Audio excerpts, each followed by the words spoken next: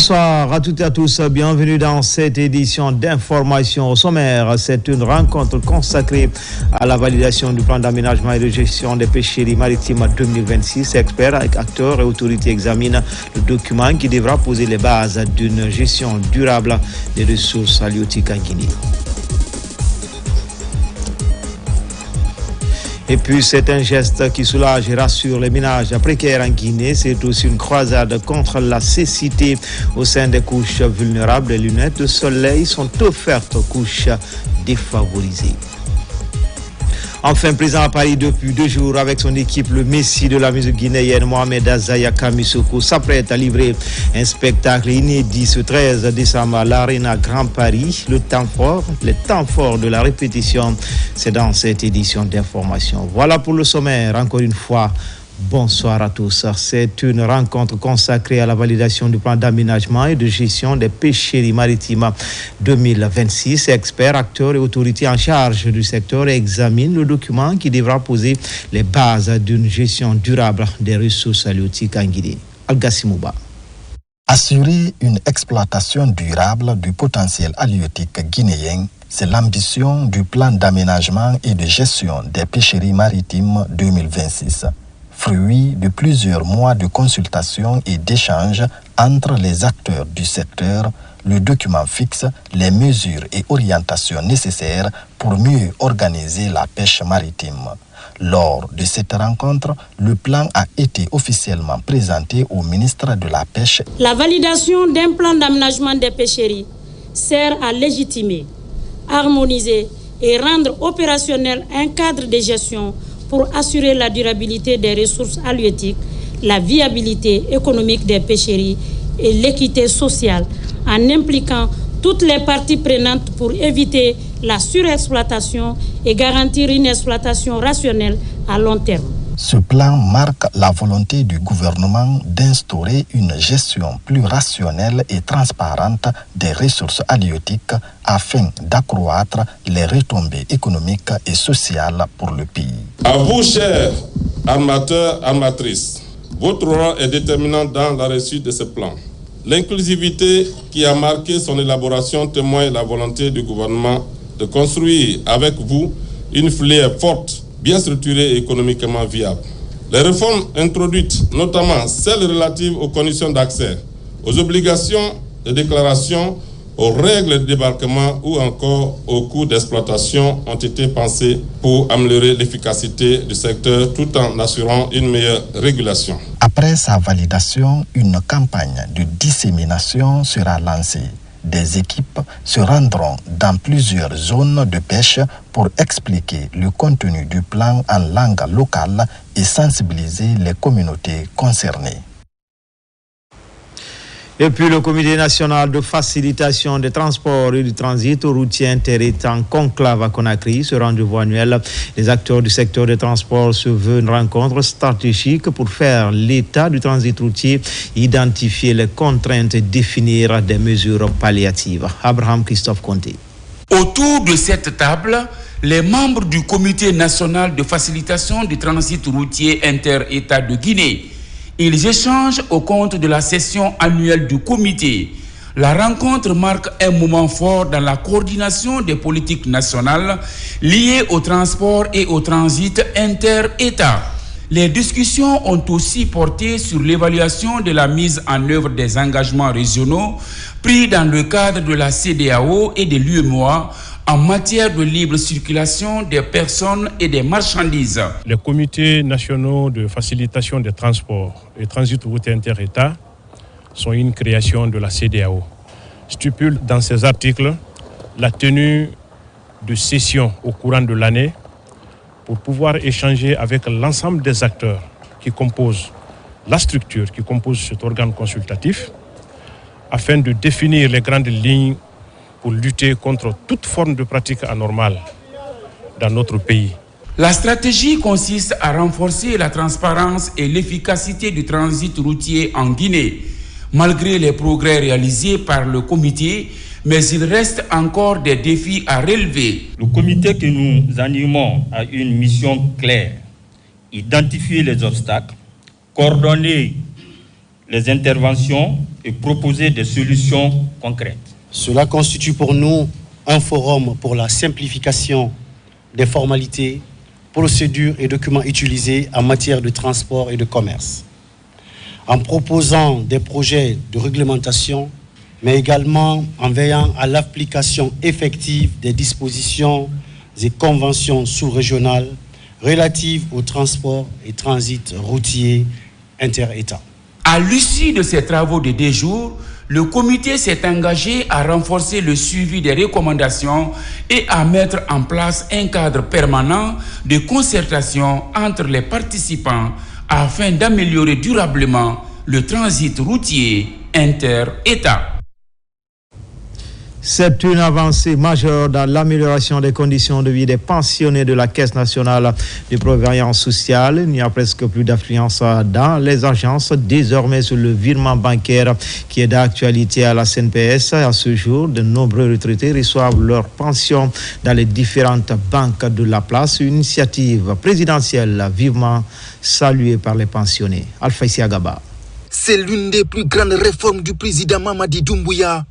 À la Caisse nationale de prévoyance sociale, la bancarisation est désormais la règle. Dans les différentes agences visitées, il n'y a plus d'affluence. De nombreux retraités reçoivent leur pension par virement bancaire. Nous avons pu convaincre la majorité des pensionnés pour les faire envoyer au virement dans les différentes banques. Et de fait qu'on a pu convaincre les autres pour qu'ils puissent aller au virement. Et aujourd'hui, nous sommes libres. Et il n'y a pas assez d'affluence. De Kalouma Matoto en passant par Dixine, Matam et Ratoma, les agences de la CNPS sont quasi désertes. Il n'y a aucune file d'attente. Une réforme majeure qui séduit les pensionnés, l'autre frange importante de la population guinéenne. Avec le virement qui a lieu, aujourd'hui, Matoto est à plus de 3000 et quelques dossiers déposés depuis le mois de juin. Donc ça fait qu'on a moins d'affluence. On espère que d'ici la fin de l'année, qu'on soit au moins à 80-90% des pensionnés virés. Mamadi Doumbouya nous a reconfortés, il nous a haussé, il a montré aux gens que nous sommes aussi des humains. Avant, on était piétinés. Mais depuis qu'il est monté au pouvoir, il a prouvé aux gens que vraiment, que nous sommes des humains, qu'on doit être remerciés, mais par de bonnes manières. Outre le virement bancaire des pensionnés, s'ajoute la révalorisation de la valeur monétaire du point d'indice. Les retraités expriment toute leur gratitude au président Mamadi Doumbouya. Moi, j'ai fait valoir mes droits à la retraite en décembre 2024. Mais j'avoue, les réformes qu'il a engagées, vraiment, ça soulage les pensionnés. D'abord, le fait de nous recenser, de nous enrôler, d'augmenter nos pensions. La prise en charge des pensionnés, c'est une première en République de Guinée. Depuis que nous sommes là à Matam, c'est maintenant que nous avons senti que le pensionné est vraiment fier. Je remercie le président Mamadi Doumbouya. À la Caisse nationale de prévoyance sociale, la bancarisation a permis de mettre fin aux longues files d'attente pendant les jours de paye. Mieux encore, les pensionnés bénéficient d'une couverture médicale au même titre que les fonctionnaires en activité, avec une prise en charge à hauteur de 80%. C'est un geste qui soulage et rassure les ménages précaires en Guinée. C'est aussi une croisade contre la cécité au sein des couches vulnérables. Des lunettes de soleil sont offertes grâce à l'appui de l'association internationale Lunettes sans frontières et Yirdekou, une action couplée à la sensibilisation sur la santé visuelle. Abdoulaye Niguelande Diallo. L'initiative de Yirdekou s'inscrit dans une démarche de solidarité visant à améliorer la qualité de vue des personnes nécessiteuses.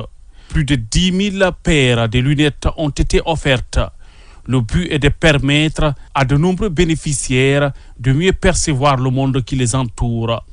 Ces lunettes adaptées aux besoins spécifiques de chaque individu sont obtenues grâce à la franche collaboration entre Lunettes sans frontières et l'association Yirdekou. C'est la première fois, je pense, que l'organisation Lunettes sans frontières fait un don en Guinée. Donc ce sont ces lunettes qu'on a reçues, c'est 10 000 paires de lunettes de soleil et de lunettes de vue qu'on a reçues et qu'on doit offrir aux structures spécialisées pour les distribuer gracieusement à toutes les populations guinéennes, à tous ceux qui ont besoin de lunettes pour corriger leur vue ou pour se protéger contre le soleil, notamment les albinos, donc les malvoyants. Et nous leur conseillerons tout simplement de distribuer les lunettes à tous les nécessiteux sans en prendre un centime. À travers ce geste, l'ONG Irdekoudeko poursuit ses efforts pour accompagner la politique sanitaire des autorités guinéennes. Un véritable soulagement pour ceux qui souffrent des problèmes de vision. Aujourd'hui, nous sommes là pour réceptionner un grand lot de lunettes de soleil qui nous a été offert par la fondation association l'ONG Irdekoudeko, mais aussi l'association Lunettes sans frontières. Nous les remercions du fond du cœur pour ce don.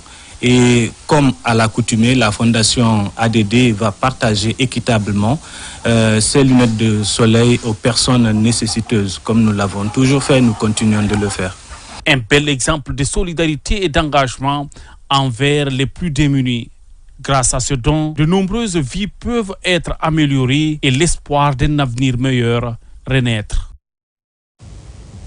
Un vent nouveau souffle au sein des structures sanitaires de l'arrière-pays. À Mamou, par exemple, l'hôpital régional a complètement changé de visage. De nombreux bâtiments sont sortis de terre et l'hygiène est de mise pour la vitalité de l'hôpital. Tcherno Maroufba, Mohamed Pati Kamara. L'hôpital régional de Mamou entame une nouvelle phase de transformation. De nouveaux bâtiments d'hospitalisation sont construits et à ce jour opérationnels. La réalisation de ces infrastructures vient ainsi augmenter la capacité d'accueil au sein de ce centre hospitalier. Aux côtés des édifices, l'hygiène hospitalière est de mise. Des espaces verts sont ainsi aménagés dans le but de donner un cadre idéal aux visiteurs. L'hôpital a changé de visage. Parce que quand tu viens aujourd'hui à la rentrée de l'hôpital, tu vas comprendre que oui, tu es venu dans un hôpital régional. Non seulement il y a des visites qui sont là, l'accueil est là, et surtout, quand tu rentres à l'hôpital, tu vas croire que tu es peut-être dans une clinique privée tellement que la propriété est là. L'hygiène, la propriété, elle est claire. Là où vous voyez comme ça, un hôpital comme ça, à l'air libre, tu peux approcher même un plat pour manger. À plus forte raison qu'autre chose, ça prouve à suffisance que l'hygiène est là. À travers une nouvelle politique de gestion mise en place par l'administration de l'hôpital, les offres de soins se modernisent grâce aux recettes et aux subventions de l'État. Un bureau d'entrée opérationnel et un système de digitalisation des données hospitalières sont rendus possibles pour un suivi permanent et rigoureux des patients. Donc moi ici vraiment j'ai eu la chance, si je peux le dire comme ça, que les travailleurs adhèrent à tout ce que j'envisage qui rentre dans le cadre vraiment de l'amélioration de la qualité du travail. Il permet aux prestataires ici d'administrer des soins de qualité. Aujourd'hui, l'hôpital régional de Mamou est entre modernisation progressive et réflexion sur son mode de gouvernance. Un enjeu majeur pour une région en pleine croissance où l'accès des soins reste l'une des préoccupations des autorités sanitaires du pays. Sur le continent, la CEDEAO et le Libéria ont signé à Abuja, c'est au Nigeria, un accord pour l'installation d'un centre régional de développement de la jeunesse et des sports à Monrovia, une cérémonie marquée par un message de gratitude du Libéria envers l'organisation sous-régionale. Juste après, les ministres béninois et nigérians des Affaires étrangères se sont exprimés au sujet de l'intervention récente de la force en attente de la CEDEAO. Mohamed Touré, Adama Mohamed Keita, envoyé spéciaux. La coopération régionale franchit une nouvelle étape au siège de la communauté économique des États de l'Afrique de l'Ouest. La CEDEAO et la République du Libéria ont procédé à la signature officielle de l'accord portant installation du Centre régional de développement de la jeunesse et des sports. Ce centre, qui sera basé à Monrovia, aura pour mission de promouvoir la formation, l'inclusion et le leadership des jeunes, ainsi que le développement du sport comme facteur d'intégration dans l'espace communautaire. En marge de la cérémonie, le Libéria a tenu à exprimer sa profonde gratitude à la CEDEAO pour son engagement constant en faveur de la paix, de la stabilité et de la cohésion entre les peuples. Les sacrifices consentis ont été déterminants pour le maintien de la sécurité dans notre région. Nous sommes très honorés par ce geste de la CEDEAO. Nous saluons également les efforts de la CEDEAO pour la sécurité et la stabilité pendant les conflits dans notre pays. Nous sommes vraiment reconnaissants envers notre institution sous-régionale. Dans la foulée, une conférence de presse conjointe a réuni les ministres béninois et nigérians des Affaires étrangères. Au centre des échanges, l'intervention récente de la force en attente de la CEDEAO au Bénin, déployée dans le cadre d'un exercice de sécurité régionale. Entre intégration, jeunesse, sécurité et solidarité, la CEDEAO réaffirme une fois encore sa volonté d'agir pour une région stable et prospère au service de ses populations. Volet emploi avec le lancement des travaux de construction du siège de l'AGIP une fois achevé à Matam. Ce bâtiment offrira un meilleur cadre d'accueil, d'encadrement des jeunes entrepreneurs ou en quête d'emploi. Également, il servira d'espace pour délivrer les permis de travail. Tchernos Mandialo. L'agence guinéenne pour l'emploi et l'entrepreneuriat AGIP va bientôt se doter d'un siège digne de ce nom. Le bâtiment R+2, dont les travaux sont déjà en cours, va également abriter TDSS, partenaire technique engagé dans la délivrance des permis de travail. Cette construction, prévue dans les engagements contractuels du projet en BOT de digitalisation des permis de travail des étrangers, est l'une des obligations majeures du délégataire. Elle vise à doter l'AGIP d'un siège moderne, fonctionnel et durable. C'est un chantier de R+2 qui a été débuté le 15 août 2025 avec un délai contractuel de 8 mois. Mais nous comptons rendre le chantier, si Dieu le voudra bien, avant le délai contractuel. Situé dans la commune de Matam, le futur siège de l'AGIP fait partie des éléments de mise en œuvre de la politique nationale de l'emploi. Ce siège offrira un espace d'accueil structuré, des salles d'orientation professionnelle, des guichets intégrés, des outils digitaux et un parcours dédié à l'entrepreneuriat. Ce dispositif permettra aux jeunes talents non seulement d'accéder à un emploi salarié, mais aussi de projeter comme créateurs de valeur de porteurs d'initiatives économiques durables. La construction de ce nouveau siège de l'AGIP s'inscrit au cœur d'un chantier politique majeur, celui de la transformation structurelle du marché de l'emploi en Guinée, impulsé par son Excellence le Président de la République, Mamadi Doumbouya, dont le leadership engage résolument notre pays dans une dynamique de rupture fondée sur la rigueur, la performance publique et l'investissement dans le capital humain. Ces dernières années, le ministère de l'Enseignement technique, de la formation professionnelle et de l'emploi a intensifié les actions pour renforcer l'AGIP et soutenir des programmes d'insertion. En région, tout d'abord, à Nzérékouré, les autorités locales viennent de lancer les travaux de construction de la Chambre de commerce, d'industrie et d'artisanat régional, un espace d'accueil, de retrouvailles des acteurs économiques et autres cadres du département. La cérémonie de pose de la première pierre a connu une forte mobilisation des opérateurs et grand public de la région. Mohamed Saloupaï, Mohamed Lamine Diallo.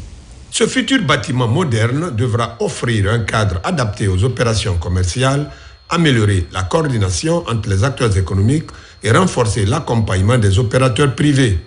Pour les autorités locales, cette nouvelle infrastructure s'inscrit dans la vision de modernisation des institutions économiques et de dynamisation du secteur privé dans la région forestière. La pose de cette première pierre marque le début d'un projet structurant pour la région des Nzérékouré, déterminé à offrir à ces acteurs économiques un cadre moderne et parfaitement adapté aux exigences du développement. La future chambre de commerce ne sera pas un simple bâtiment, un lieu d'échange, de formation, d'incubation pour nos jeunes entrepreneurs et nos braves artisans. Les travaux lancés constitue une étape clé vers la création d'un environnement plus favorable aux investissements, à l'entrepreneuriat et au développement de nouvelles opportunités commerciales au bénéfice des populations.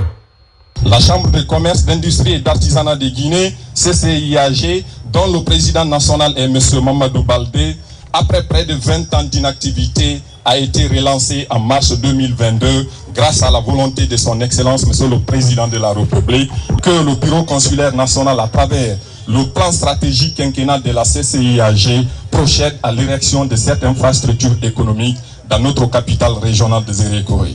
Avec cette pose de première pierre, Zéro-Corée confirme sa volonté d'avancer vers une économie locale plus structurée, plus compétitive et tournée vers l'avenir. Renforcement des capacités de près de 50 agents techniques de supervision de l'Agence nationale de financement des collectivités de la région de Kindia. 2 nouvelles plateformes sont ainsi mises à leur disposition pour assurer la remontée des données géographiques des sites de l'agence. L'idée de faciliter la prise de décision et le suivi et évaluation des projets et programmes de l'ANAFIC. Fanala Baya Kamara, son enseignant. Ce conclave de Kindia réunit les différents agents techniques de la région autour de 2 nouvelles plateformes mises en œuvre par l'Agence nationale de financement des collectivités. L'idée est de faire la remontée des données de géolocalisation des sites de l'agence en temps réel. Il y aura un module sur la notion du système d'information géographique. Après, il y aura un module sur Kobo Toolbox. Et notre module, c'est le Kobo Collect, pour pouvoir collecter les données à travers un téléphone Android. C'est pour faciliter le suivi à distance et ça nous permettra vraiment en temps réel d'avoir les informations au niveau des collectivités.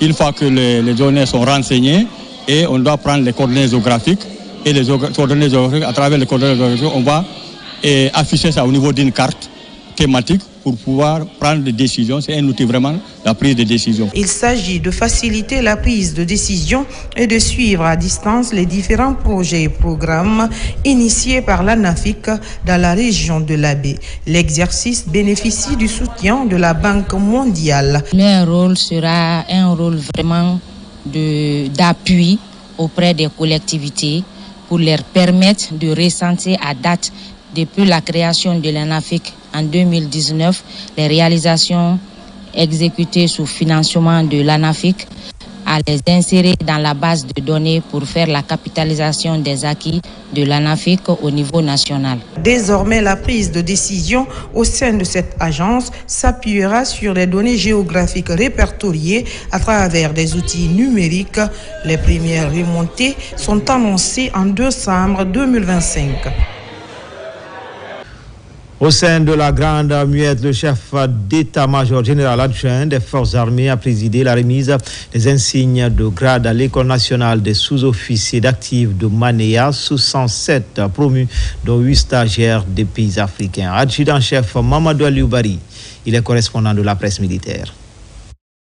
L'École nationale des sous-officiers d'actifs de Mania, l'un des pôles de référence de l'enseignement militaire en Guinée. L'institution procède à la remise des diplômes à la 6e promotion semi-directe. Une cérémonie marquant ainsi la fin d'un cycle académique de 16 mois de dur labeur. Messieurs les institutions diplomatiques des pays amis et frères, merci de nous avoir confié la formation des défenseurs de vos pays respectifs à notre institution. Merci mon général pour tout ce que vous œuvrez avec la coopération des pays amis et les stagiaires étrangers qui arrivent maintenant en grand nombre à la République de Guinée. Chers élèves sous-officiers, vous êtes désormais prêts à rejoindre vos unités. Vous y porterez haut les valeurs qui vous ont été inculquées. Discipline, loyauté, courage et sens de la mission. S'élever par l'effort. L'école est fière de vous. Votre nation compte sur vous. Une cérémonie rehaussée par la présence des cadres civils et militaires. En première ligne, le chef d'état-major général adjoint des armées, qui a procédé au baptême de la promotion. Chers stagiaires, vous porterez un nom prestigieux en la personne du général de brigade Ange Bangoura. Chers stagiaires, la formation que vous venez d'achever fut rigoureuse, tant sur le plan physique, moral qu'intellectuel. Elle vous a permis non seulement d'acquérir l'art du commander et de décider avec assurance. Fort d'un effectif de 67 sous-officiers, dont 7 personnels féminins. Cette promotion compte 8 nationalités originaires du Congo, du Niger, du Burkina Faso, du Mali, du Cameroun, du Togo, du Bénin et du Gabon. Je remercie vraiment les encadreurs d'ici. La Guinée devient déjà pour moi un deuxième pays et puis je serai ravi de revenir un autre jour. Fidèle à sa vocation, s'élever par l'effort, l'École nationale des sous-officiers d'active, l'ENSOA, s'est forgée au fil des ans une solide réputation sur le plan national et régional.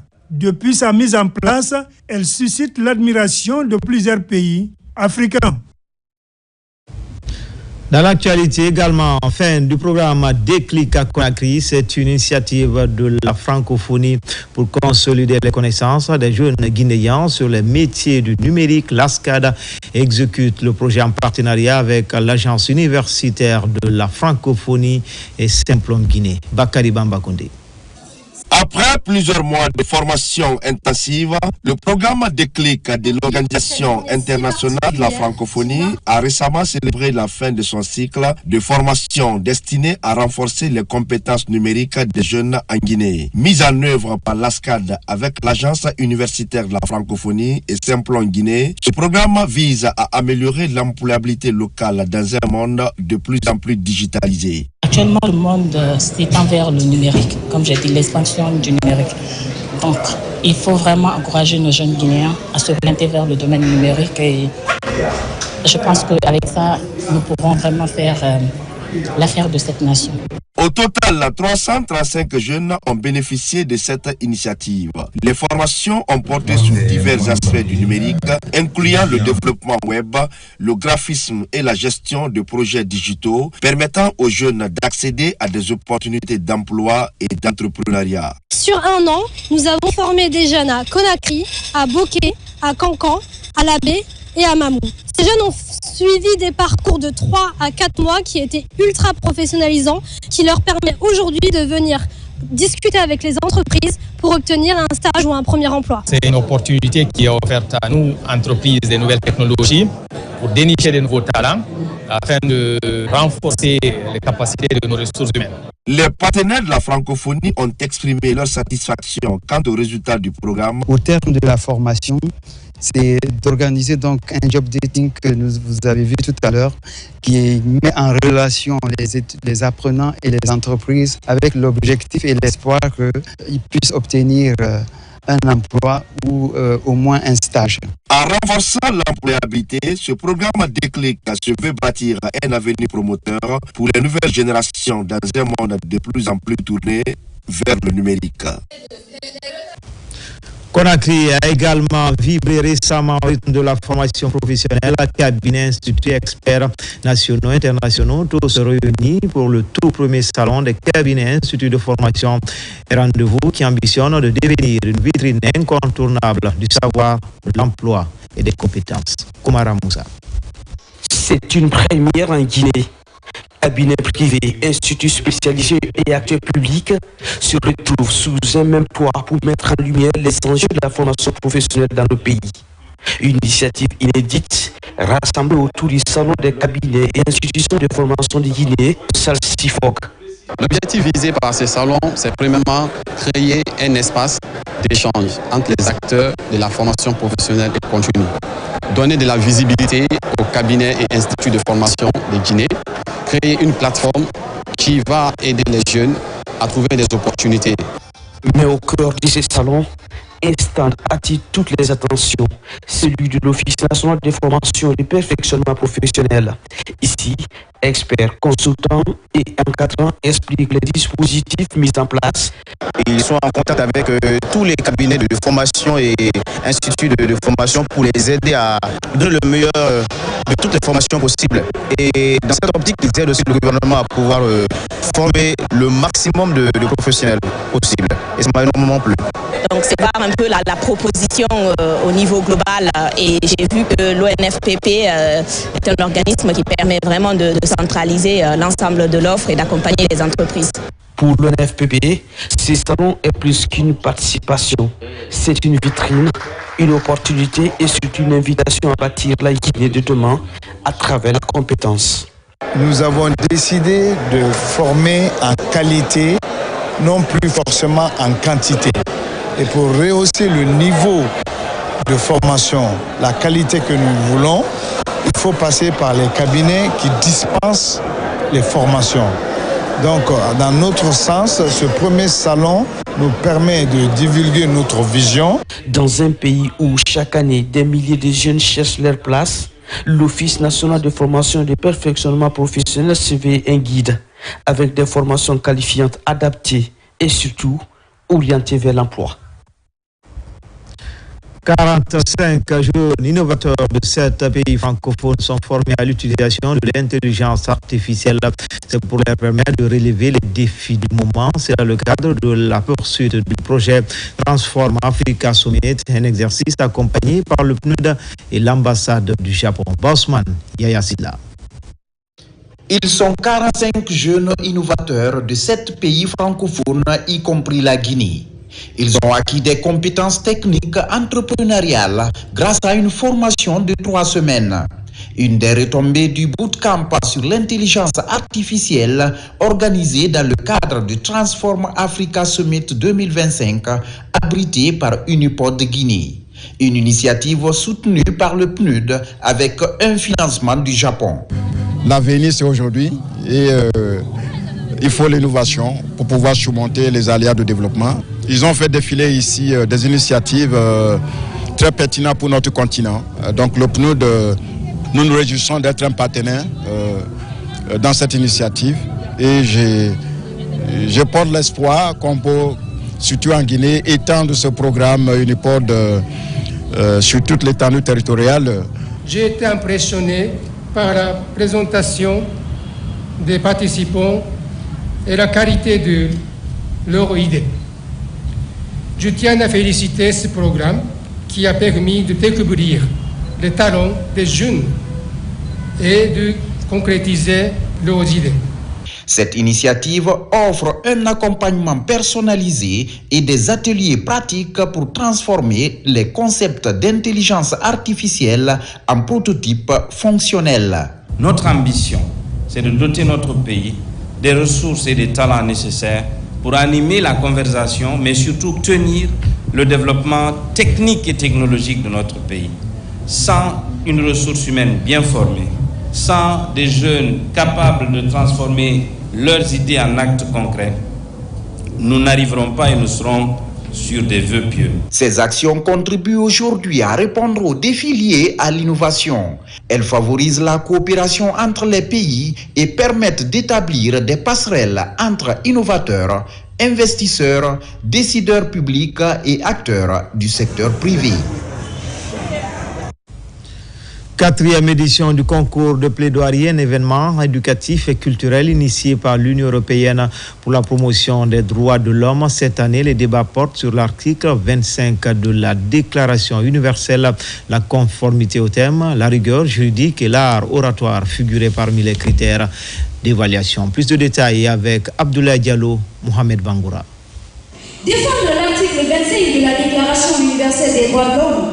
Le concours de plaidoirie est une compétition éducative et culturelle qui réunit chaque année les universités de Conakry. Après une présélection effectuée en ligne, l'étape présidentielle a permis d'identifier les finalistes de l'édition 2025. L'initiative de l'Union européenne vise à promouvoir l'excellence académique, mais aussi à encourager la défense et la vulgarisation des droits humains. Ce concours de plaidoirie mettra l'un après les autres les étudiants qui nous inspirent pour faire éclore et devenir par eux-mêmes, mais aussi avec vous, la nouvelle génération de protecteurs, de défenseurs des droits humains. Sur scène, de jeunes étudiants ont impressionné le public par la qualité de leurs prestations. Une saine émulation qui permet aux candidats de mettre en avant leur maîtrise juridique et leur éloquence. J'ai impacté par ma façon de plaider et surtout j'ai touché les mots de mon pays, j'ai touché les mots du monde entier et j'ai touché les imperfections même des États les plus puissants. Je me félicite en tant qu'État membre de l'Union européenne que mon collègue de la délégation pour la 4e année ait organisé ce concours de plaidoirie qui montre à quel point la jeunesse de Guinée se saisit de ces sujets, les fait vivre au quotidien, les incarne et les plaidoiries étaient incroyables, l'ambiance. Cette 4e édition du concours des plaidoiries dédiée à la vulgarisation de l'article 25 de la Déclaration universelle des droits de l'homme s'est tenue dans une ambiance festive et conviviale. Dans l'actualité encore, le Mosacode s'active sur le terrain pour le maintien de la paix. Ses membres ont sillonné les préfectures de Kindia et d'Ubreka pour intensifier les séances de sensibilisation avec à la clé des prières collectives pour des élections apaisées en Guinée. Mamoudou Silla, Marwan Kamara. La caravane nationale de sensibilisation pour le maintien de la paix poursuit son parcours à travers le pays. Après une première étape à Dubreka, la délégation du Mosacode s'est arrêtée dans la ville des Agrumes. Ici, la délégation est reçue par les sages de Kindia pour une prière collective en faveur de la quiétude sociale en cette période électorale. Kindia est très content de la visite d'une des sœurs du président de la République. Elle n'est pas à sa première visite pendant le décès. Elle a eu l'amabilité de venir présenter des condoléances. Nous allons faire en sorte pour que Kindia puisse apporter sa grande contribution dans cette élection, dans la paix, dans la fraternité. Après des prières et bénédictions chez l'ex-Kontigi de la Basse-Guinée, Feu El Hadj Mamoudou Kamara, et chez le coordinateur des ressortissants de l'Union Mandeng, la délégation du Mosacode est conduite à la Maison des Jeunes de Kindia, où elle reçoit un accueil chaleureux. Seul objectif, renforcer le dialogue et rappeler l'importance d'un climat apaisé. C'est une caravane nationale de paix que nous avons enclenchée à travers des prières et sensibilisations. Nous allons continuer à sensibiliser les citoyens pour la paix et la cohésion sociale. Les élections doivent être un moment d'expression démocratique, pas de division. Nous avons fait à Dubreka et nous allons continuer à sensibiliser dans toutes les régions du pays. De la ville de Mangakindi Kamara, la caravane nationale de la paix mettra le cap sur la région des Élékouré pour encourager la participation citoyenne et faire de cette présidentielle un moment pacifique et démocratique. Direction Moscou pour parler de la journée d'éducation citoyenne organisée par l'ambassade de Guinée en Fédération de Russie. Thème retenu cette année, maintien de la cohésion sociale au sein de la diaspora avant, pendant et après la présidentielle du 28 décembre 2025. Commentaire Diene Yansane. Cette rencontre entre compatriotes est initiée par l'ambassade de Guinée en Fédération de Russie. Les échanges portent sur le maintien de la belle cohésion au sein de la diaspora guinéenne à Moscou. La démarche vise à garantir un climat apaisé lors des prochaines échéances électorales. Les élections représentent toujours des enjeux très importants pour une nation. Et pour aboutir à un résultat paisible, calme, nous avons jugé nécessaire de faire appel à nos compatriotes, aux futurs électeurs, afin qu'on puisse se donner des idées comment se comporter avant, pendant et après les élections. La journée est marquée par des panels portant sur des thématiques comme éducation civique et prévention des discours de division, neutralité et responsabilité citoyenne pendant le processus électoral. Je peux que remercier l'ensemble des membres de l'ambassade de la Guinée en Fédération de Russie pour cette belle initiative d'organiser et de réunir les Guinéens pour nous sensibiliser sur les élections à venir. Les participants promettent de respecter les consignes reçues en faveur d'un processus électoral apaisé. La journée s'est achevée sur un moment de partage convivial avec un dîner offert par monsieur l'ambassadeur à tous les participants, symbole de forte fraternité. Du matériel roulant pour les enseignants de certaines concessions scolaires de Kindia, mais surtout une prise en charge des salaires mensuels pour ceux du district de Dantoumaya. C'est un geste de Mohamed Kamara qui entend ainsi accompagner les acteurs du système éducatif de la région. Yaya Sila, Fanalabaya Kamara. Dans ce petit village reculé de Dantoumaya, dans la sous-préfecture de Samaya, est né il y a plus d'une 60aine d'années Mohamed Kamara, aujourd'hui opérateur économique. Il vient d'offrir aux enseignants de cette sous-préfecture plus d'une soixantaine de motos pour leur mobilité, mais aussi accompagné de plusieurs autres articles. M. Camara Dantoumaya a eu l'amabilité d'équiper les enseignants de Dantoumaya en matériel roulant afin de les permettre de venir à l'école, pouvoir donner les cours dans les conditions les plus normales. Il ne s'est pas limité là, il a recruté 42 enseignants qu'il paye à ses propres frais. 109 enseignants à qui il offre des pensions alimentaires, c'est-à-dire une prise en charge alimentaire.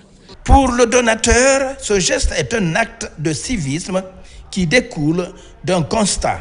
C'est un constat que j'ai commencé à réaliser depuis longtemps. Je passe dans les classes, je regarde le niveau, tout ça là, la vétusté, tout ça. Bon, j'ai dit avec mes petits moyens, je vais essayer de faire quelque chose pour ma contrée. Une grande satisfaction parce que ça va nous permettre de mieux servir aussi dans notre service. Le village de Dantoumaya abrite une unité de production de champs de maïs et d'autres unités agro-pastorales mises en place par le même Mohamed Camara. L'on se rappelle de cet incendie du 1er décembre dernier qui a failli ôter la vie à plusieurs écoliers de l'école El Hadj Oumar Tall du quartier Madina Centre, mais les jeunes du quartier, avec leur courage et détermination, ont pu sauver tous les élèves de cette école primaire. Aujourd'hui, cet acte de bravoure est célébré par les autorités communales et éducatives de Matam. Des satisfecits ont été décernés aux encadreurs et jeunes volontaires. Nabila Moussa Kamara, Foudé Kamara. C'est une cérémonie de reconnaissance de la part des autorités communales de Matam à l'endroit des jeunes qui ont risqué leur vie pour sauver les élèves lors de l'incendie à l'école primaire El Hadj Oumar Tall de Madina Centre. Sous les yeux des responsables communaux de l'éducation de Matam et les représentants en charge de l'enseignement élémentaire, la bravoure de ces jeunes a été saluée. La délégation spéciale de Matam, en rapport avec le ministère de l'Éducation préuniversitaire, de décerner des satisfecits à ces héros de Matam, ces héros de la République, pour prouver à l'opinion qu'ils ont fait un geste très héroïque et que ce geste doit être sanctionné par quelque chose. Sauver une vie, c'est sauver toute l'humanité entière. Nous sommes sacrifiés et faire toutes nos possibilités pour que ces enfants n'ont pas de problème. Nous remercions Dieu et nous remercions vraiment la commune. Après l'incendie, l'école primaire El Hadj Oumar Tall a été momentanément fermée pour des raisons de sécurité. À l'issue d'une réunion technique entre les autorités communales de l'éducation, la mairie de Matam et autres personnes de bonne volonté, de nouveaux établissements sont choisis pour garantir la continuité des cours afin de sauver l'année scolaire des élèves. Si les élèves ont repris le chemin de l'école de sitôt, ils n'ont pas chômé, c'est ça, c'était mon problème. On a eu à faire des travaux techniques, pédagogiques et sociaux pour que les élèves puissent reprendre le chemin de l'école. Ça ne fait que me réjouir, moi. Considérés désormais comme des héros, les jeunes qui ont secouru les enfants le 1er décembre 2025 lors de l'incendie à l'école primaire El Hadj Oumar Tall du quartier Madina Centre sont célébrés. Enfin, culture, présent à Paris depuis des jours avec son équipe, le Messie de la musique guinéenne, Mohamed Zayaka Missoko, s'apprête à livrer un spectacle inédit ce 13 décembre à l'Arena Grand Paris. Cet événement marque un tournant décisif dans la carrière de l'artiste qui sera le tout premier à s'attaquer à cette salle emblématique. Les temps forts de la répétition avec Mohamed Souma, Alia John Keita, Kadiatou Kaba. Chanteur, bassiste, compositeur, balafoniste et interprète, le Messie de la musique guinéenne Azaya s'apprête à brandir haut le tricolore guinéen à l'international. À Paris, il livrera ce week-end un concert inédit à ses fans venus des 4 coins du monde pour le soutenir et soutenir la musique guinéenne. Pour l'artiste, il est désormais temps de défier les grandes scènes du monde. Et il est temps que la musique guinéenne s'impose à travers le monde. Il est temps que la musique guinéenne s'affirme sur la scène internationale et c'est ce que nous avons mis en place. Aujourd'hui, je ne suis pas seul sur cette scène. Je suis avec mes frères artistes guinéens et mais aussi mes frères artistes africains qui sont venus de partout dans le monde pour soutenir la Guinée. Demain, ça sera un événement historique. On l'a dit et vous n'avez encore rien vu parce que demain, ça sera un autre défi pour la Guinée. Ce concert intervient à l'occasion des 10 ans de carrière d'Azaya, après une constance rare observée sur la scène musicale africaine et mondiale. L'Arena Grand Paris sera aussi l'occasion de remercier ceux et celles qui ont contribué à son succès. Sachez que les fans sont venus de partout à travers le monde pour assister à ce concert. Les États-Unis, l'Australie, l'Angleterre, toute l'Europe, toute l'Afrique, la Guinée, mais on a vidé le pays. Tout le pays est à Paris actuellement pour ce grand concert. Ça veut dire que c'est un défi pas pour Azaya, mais pour toute la Guinée. C'est un défi pour toute une nation. Et on est prêt. Et bien évidemment, ce concert marque le début de la célébration des 10 ans de carrière de Azaya. A préciser qu'à quelques heures de son concert prévu ce samedi 13 décembre à l'Arena Grand Paris, une cérémonie de lecture du Saint-Coran a été organisée par ses fans de Lille pour le bon déroulement de l'ensemble des activités. Et c'est ainsi que se termine ce journal. A grand été le plaisir pour moi de vous servir pendant ces 3 jours d'affilée. L'actualité se poursuit sur le www.rtgguinée.info. À bientôt pour d'autres actualités sur la Guinée, notre paradis, terre de richesse et d'innovation. Inch'Allah.